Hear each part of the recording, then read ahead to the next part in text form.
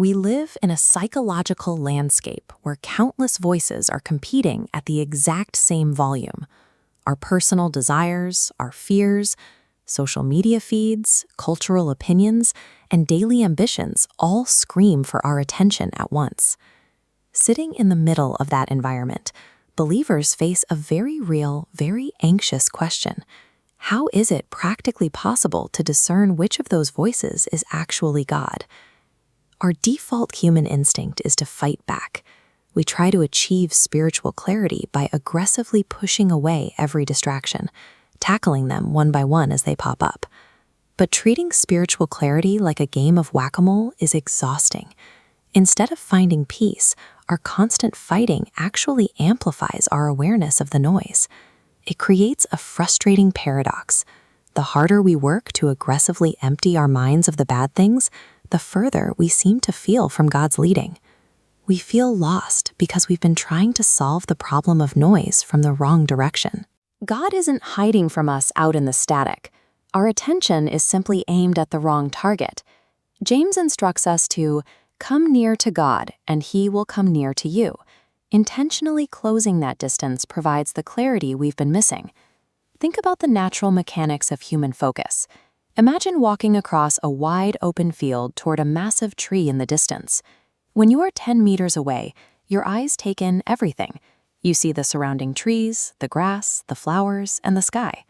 The tree is just one object competing for your vision among countless others. But as you continue walking toward it, the geometry of your vision changes. The tree begins to fill your view. You notice the texture of its bark and the intricate patterns of its branches, micro details that were invisible from far away. You didn't have to force yourself to ignore the background. The grass and the sky remained, but your proximity to the tree naturally unified your attention. Closeness to God unifies our divided attention in the exact same way. It shifts focus off our fears and circumstances, anchoring it directly onto His character. Bridging the distance to God happens through immersion in His Word. It's a choice to seek Him in Scripture rather than waiting for a passive, mystical feeling. Regularly reading Scripture changes how our minds process information. Paul calls this the renewing of your mind, reorganizing internal priorities. Drawing near to God doesn't mean distractions instantly vanish. Even Jesus faced temptation in the wilderness. While closeness doesn't make every life decision easy, it strips external distractions of their power to dictate our path. The writer of Hebrews instructs us to fix our eyes on Jesus. When we deliberately turn our attention to Him, competing voices naturally quiet down. As the Apostle Paul discovered, everything else looks like a loss compared to Christ. The Christian life operates on a law of displacement. When we become captivated by God, lesser things are starved of our attention. The direct byproduct of this continuous nearness is spiritual discernment. Discernment is the ability to distinguish truth from error and wisdom from foolishness. The author of Hebrews points out that this ability is trained through constant use and deep familiarity. Think about standing in a crowded, noisy room.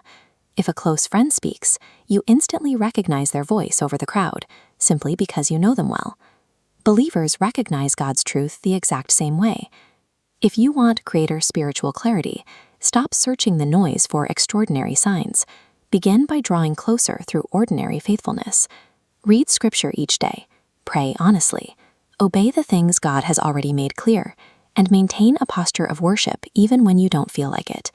The clearest vision in life comes from drawing close to God.